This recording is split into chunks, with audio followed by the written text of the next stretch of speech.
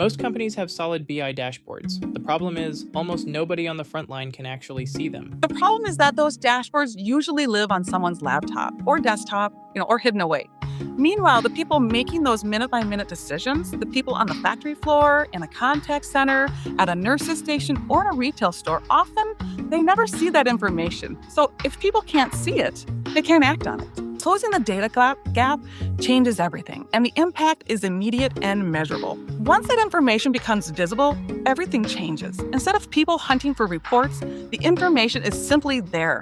When organizations move their BI data from desktops to screens where teams actually work, we really see some real results. So in manufacturing, incident resolution can drop from hours to minutes. Skykit solves it differently. Instead of cloud screenshots, each display renders the dashboard live, just like opening it on your own laptop.